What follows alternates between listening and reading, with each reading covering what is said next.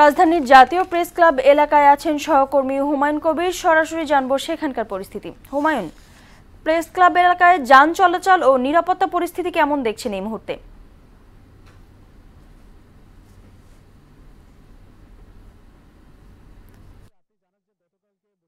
ছাত্র আন্দোলনের অন্যতম সমন্বয়ক নাহিদুল ইসলাম এক ভিডিও বার্তা কিন্তু তাদের কর্মসূচি প্রত্যাহার করে নিয়েছে বলে জানিয়েছেন। কিন্তু অন্যান্য যে সমন্বয়ক যারা আছেন তারা কিন্তু আজকে রাজধানীতে কয়েকটি জায়গায় কিন্তু বিক্ষোভ কর্মসূচি ঘোষণা করেছেন। তার প্রেক্ষিতে তারা প্রেস ক্লাবেও তারা বিক্ষোভ করুন বলে তারা তাদের কর্মসূচি তালিকা রেখেছেন। সেই উপলক্ষে কিন্তু সকাল থেকে যে আইনশৃঙ্খলা বাহিনীর বিপুল সংখ্যক সদস্য কিন্তু এই প্রেস ক্লাবের যে এলাকায় কিন্তু মোতায়েন রয়েছে। আমরা দেখেছি যে প্রেস ক্লাবের আশপাশে কিন্তু অর্থাৎ সেনাবাহিনীর যে সদস্য আছে তারাও কিন্তু টহল দিচ্ছেন।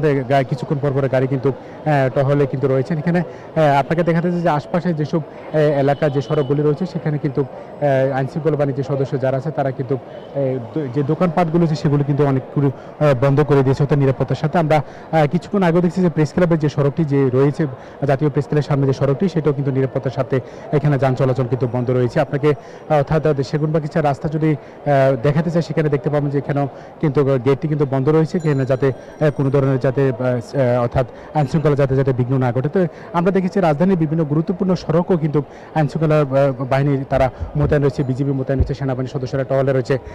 এখানে কিন্তু অর্থাৎ যাতে কেউ দুষ্কৃতিকারীরা নাশকতাকারীরা কোনো ধরনের যাতে সরকারের জানমালের নিরাপত্তা অর্থাৎ সরকারের যাতে বিভিন্ন স্থাপনা যাতে হামলা করতে না পারে, যাতে কোনো ধরনের নাশকতা করতে না পারে, সেই জন্য অর্থাৎ আইনশৃঙ্খলার পাশাপাশি কিন্তু যে অর্থাৎ সেনাবাহিনীর সদস্যরা কিন্তু মোতায়েন রয়েছেন। আমরা এখানে দেখেছি প্রেস ক্লাবের কিন্তু দুই পাশে কিন্তু খুব থমথমে অবস্থা বিরাজ করছে। এখানে যে যান চলাচল ছিল সেটা কিন্তু বন্ধ রয়েছে। এখানে আইনশৃঙ্খলা বাহিনীর সদস্যরা খুব সতর্ক অবস্থানে রয়েছে যাতে কোনো ধরনের কেউ যাতে নাশকতা করতে না পারে। তো নাদিয়া, জাতীয় প্রেস ক্লাবের সামনে থেকে এই ছিল আমার কাছে সর্বশেষ। হুমায়ুন, আপনাকে ধন্যবাদ।